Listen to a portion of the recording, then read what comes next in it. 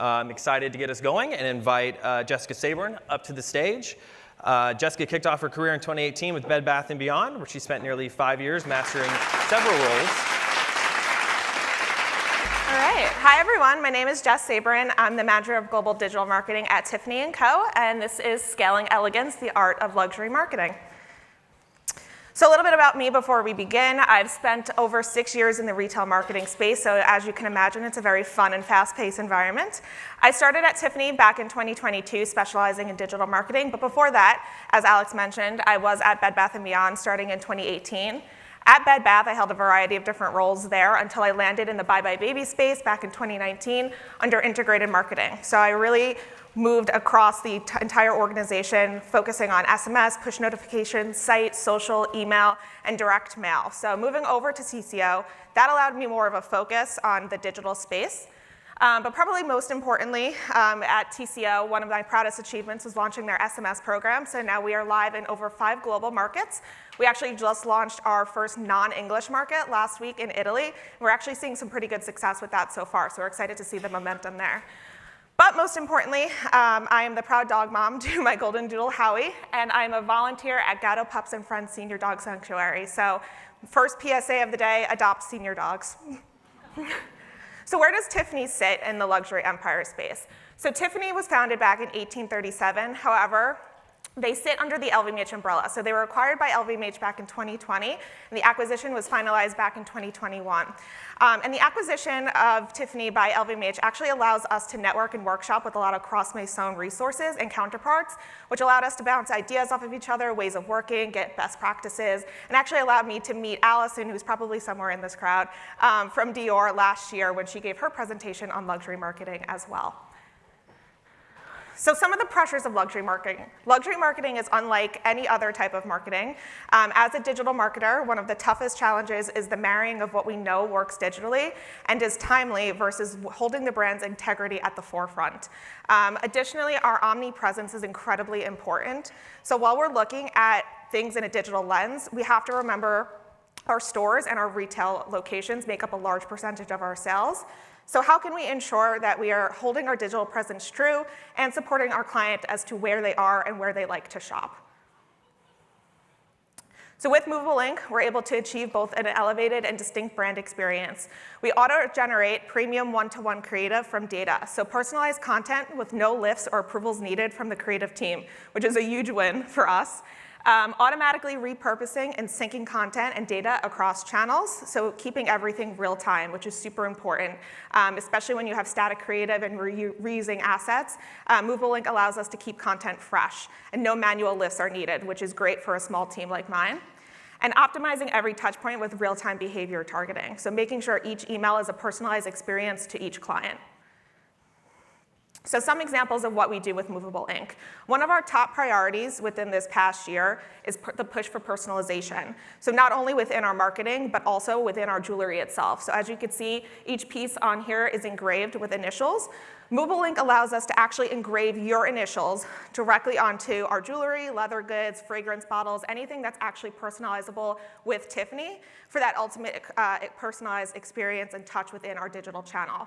One of these examples actually made it onto Movable Inc.'s LinkedIn last year, and we actually saw people commenting that they received the email.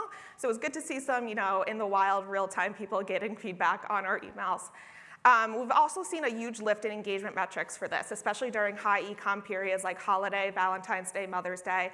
So we're seeing a 48% lift in engagement for US and 54% for Australia, which are some of our larger emailable markets. So as I said before, making sure that that retail experience comes through into digital is super important for us and is a large priority. So Movable Inc. allows us to use that push for an omni experience by enticing clients to visit their nearest store, encouraging them to book a personalized appointment with a client advisor. So the way that we edit this is super easy. We have a CSV file on file with Movable Inc. with 94 store locations, their zip codes, everything along those lines, and we use the customer zip code to geolocate each client. So each banner is a personalized experience for each client. If no zip is on file, we utilize the IP address to make sure that we have that backup data on file. So this is super easy to update. If we have a new store location, if we have a store relocation, we just send Movable Ink a note. It's updated in seconds. And it's a very easy way to drive clients to stores to book an appointment. So always on-time updates. So both of these things we use in a lot of our emails. The one on the right-hand side you could probably find in almost all of our emails. On the left, we have our countdown timer. So this is driving digital urgency. So driving digital urgency within a company with products with a high price point can be a challenge. But with Movable Ink's countdown timer ability, we're able to personalize per market. So we run emails in 30 different markets. So this is a very scalable solution for us. Counting down to anything. So we count down mostly to shipping cutoffs, complimentary shipping cutoffs. However, I think if you've seen Tiffany in the news, you've seen a lot of collaborations come to play in the recent years. So we've had Nike, we've had Pharrell. We count down to the product launches as well, and we've actually seen some decent engagement with this as well. On the right-hand side is technically called our shipping banner, but we use it for a lot more. So this shipping banner, this sits at the top of our email, above our logo, and this allows us to communicate in real time to clients each market's top priority for that time frame. So if there is a shipping cutoff for a specific holiday, we'll message that in there. If there is a specific product launch that market wants to come into play, we can message it right at the top of the email and click through directly to that PLP. Or most recently, since we've launched our SMS program, we entice clients to sign up for SMS directly within that banner. And we've actually seen some pretty good conversions with that banner in total. So automatically repurposing and syncing content. So our most used Movable Ink use case is on the left-hand side, and that is our SKU grids.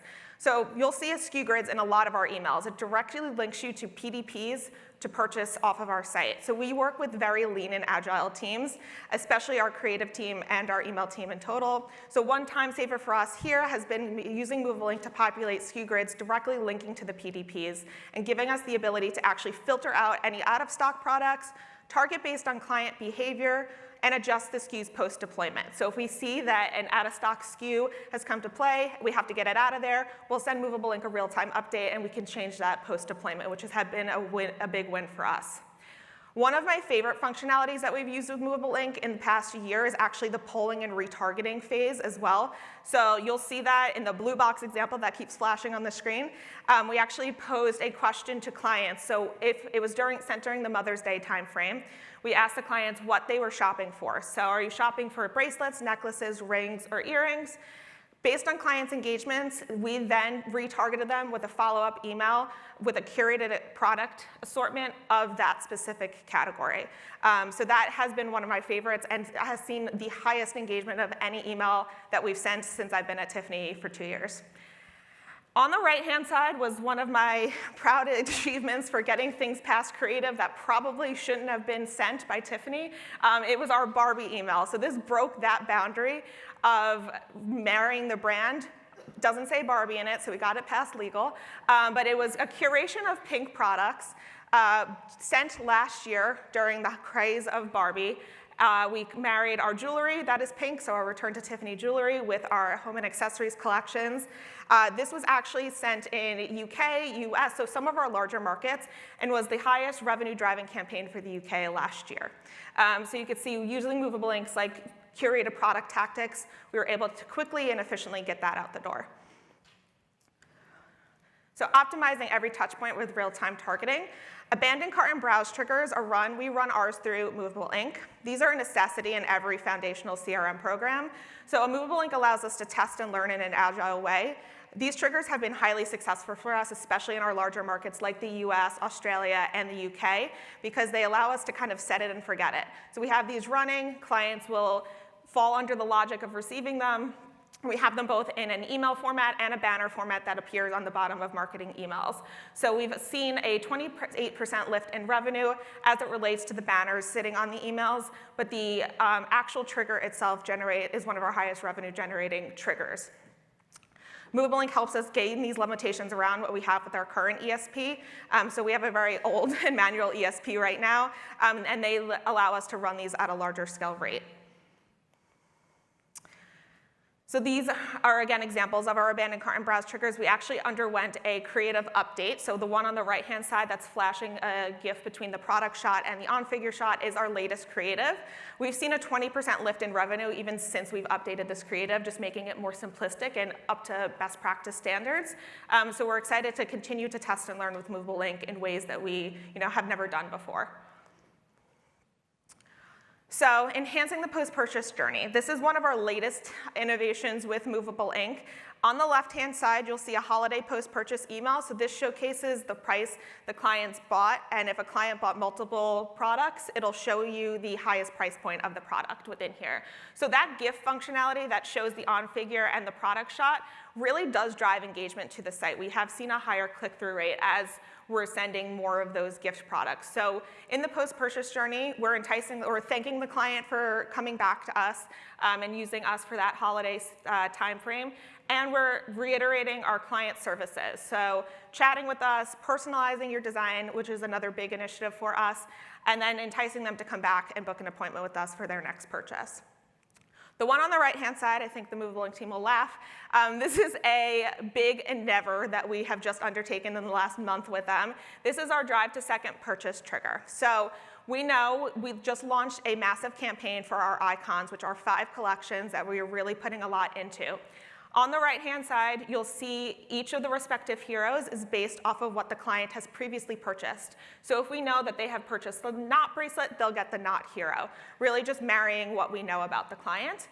And then in the SKU grid below is utilizing Movable Ink's data functionality to showcase SKUs that we know that the client is more likely to purchase in their next round. So if we know that they purchased a knot bracelet, we're showing them T-rings, knot rings, hardware, bracelets, so on and so forth. So that way we know and we can meet the client where they are. We just launched this a couple of weeks ago, so we're still gathering the results of all of this. But from the US perspective, we are seeing great results so far. So this definitely would not be possible without Movable Ink because we have a very manual process without them. So otherwise, this would have taken us probably a year and a half to launch. So looking ahead, we went through a lot of examples of what we do for Movable Ink. My team is currently undergoing an ESP migration. So if any of you in the room have undergone an ESP migration, you know exactly where my head has been at in the last couple of months.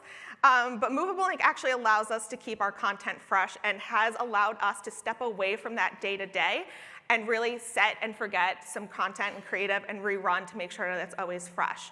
So we've implemented turnkey templates with them. So we have templates like what's new, what's trending, bestsellers, online exclusives that markets can leverage and utilize Movable Ink for and send at the drop of a hat, eliminating that 6-day SLA from a regular email build from us.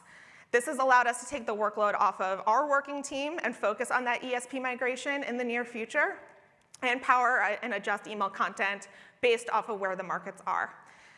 So far, Movable Ink in the last 6 months, while we've been in this ESP migration, have been an absolute lifesaver for us. So we're excited to partner on more ways to find efficiencies in the near future, and then also use some of their dynamic content moving forward. And that is all. Thank you, guys.